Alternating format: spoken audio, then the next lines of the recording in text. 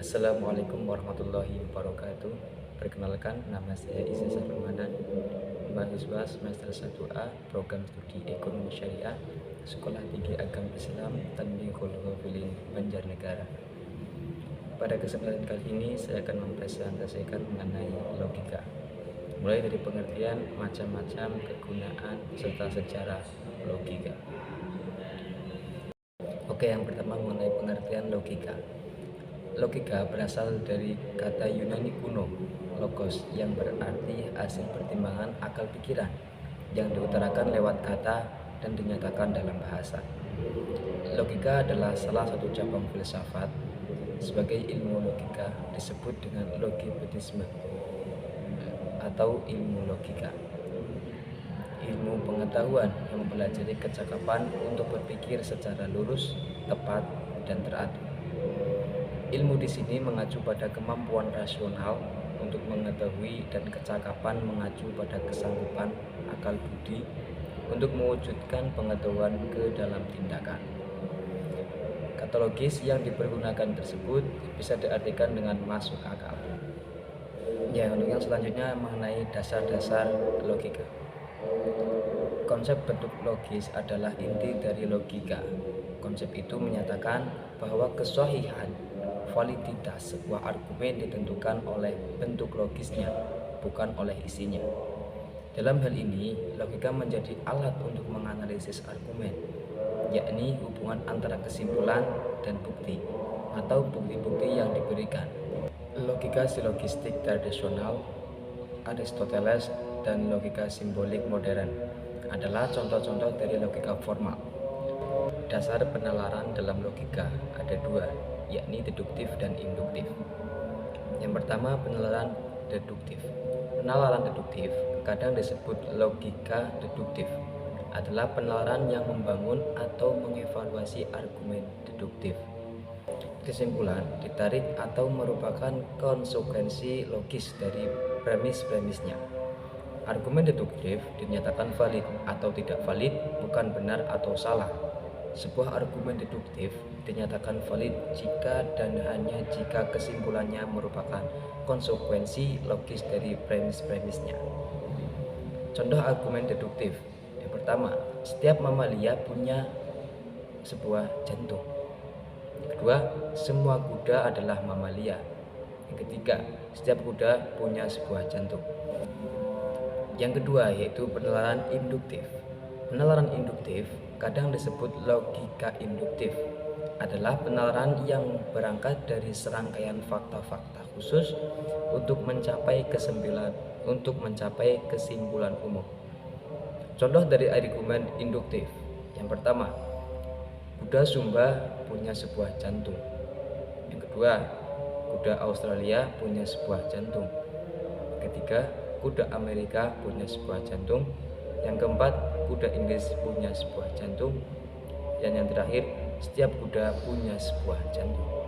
Pembahasan yang selanjutnya yaitu macam-macam logika.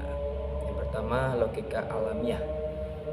Logika alamiah adalah kinerja akal budi manusia yang berpikir secara tepat dan lurus sebelum dipengaruhi oleh keinginan-keinginan. Kemampuan logika alamiah manusia ada sejak lahir. Logika ini bisa dipelajari dengan memberi contoh penerapan dalam kehidupan nyata.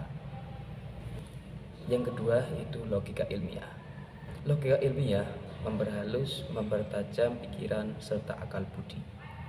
Logika ilmiah menjadi ilmu khusus yang merumuskan asas-asas yang harus ditepati dalam setiap pemikiran.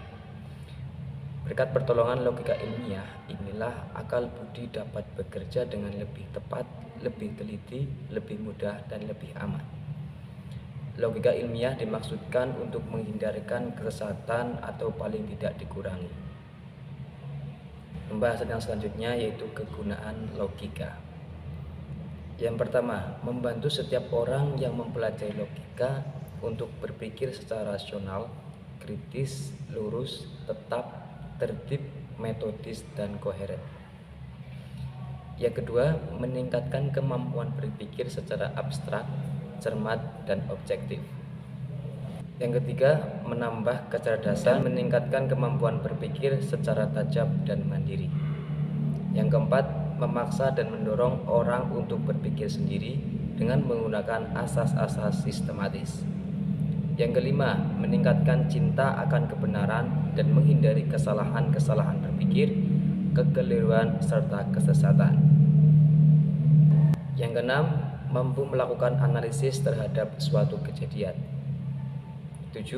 Terhindar dari klinik tahayul atau kepercayaan turun-temurun. Yang kedelapan, apabila sudah mampu berpikir rasional, kritis, lurus, metodis, dan analitis sebagaimana tersebut pada butir pertama, maka akan meningkatkan citra diri seseorang. Pembahasan yang selanjutnya yaitu mengenai logika sebagai ilmu pengetahuan.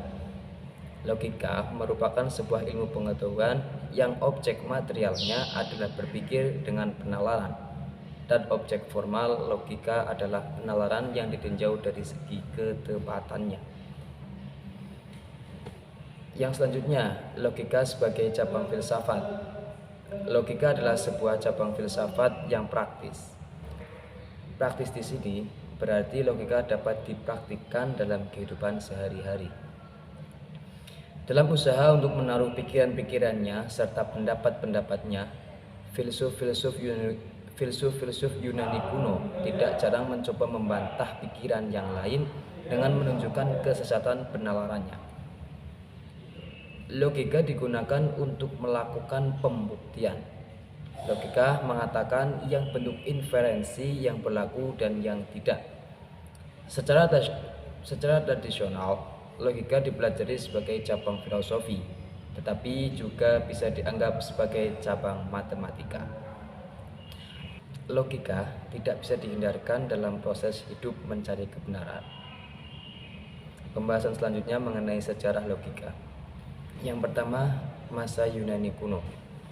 Logika dimulai sejak Thales 624 sebelum Masehi sampai 548 sesudah Masehi. Filsuf Yunani pertama yang meninggalkan segala dongeng, tahayul, dan cerita-cerita isapan jempol dan berpaling kepada akal budi untuk memecahkan rahasia alam semesta. Thales mengatakan bahwa air adalah arche dalam bahasa Yunani, yang berarti prinsip atau asas utama alam semesta. Saat itu Thales telah mengenalkan logika induktif. Aristoteles kemudian mengenalkan logika sebagai ilmu, yang kemudian disebut logika scientica.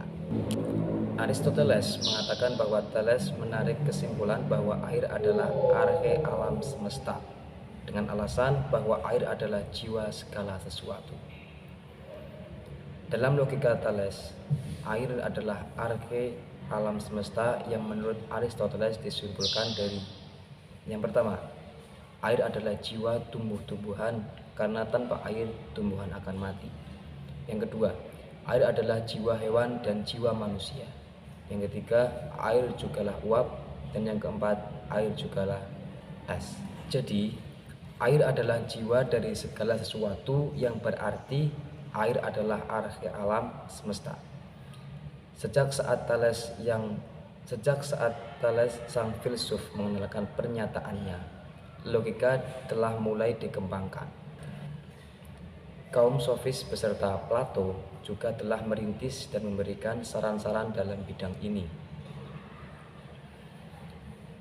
Pada masa Aristoteles, logika masih disebut dengan analitika, yang secara khusus meneliti berbagai argumentasi yang berangkat dari proposisi, dan dialektika yang secara khusus meneliti argumentasi yang berangkat dari proposisi yang masih diragukan kebenarannya. Inti dari logika Aristoteles adalah silogisme. Buku Aristoteles itu organon, alat yang berjumlah 6, yaitu yang pertama kategorie, menguraikan pengertian-pengertian. Yang kedua, the interpretation, dengan keputusan-keputusan. Yang ketiga, analitika posteriora, tentang pembuktian. Yang keempat, analitika priora, tentang silogisme. Yang kelima, topika, tentang argumentasi dan metode berdebat. Sekian presentasi dari saya. Kurang lebihnya mohon maaf. Terima kasih. Wassalamualaikum warahmatullahi wabarakatuh.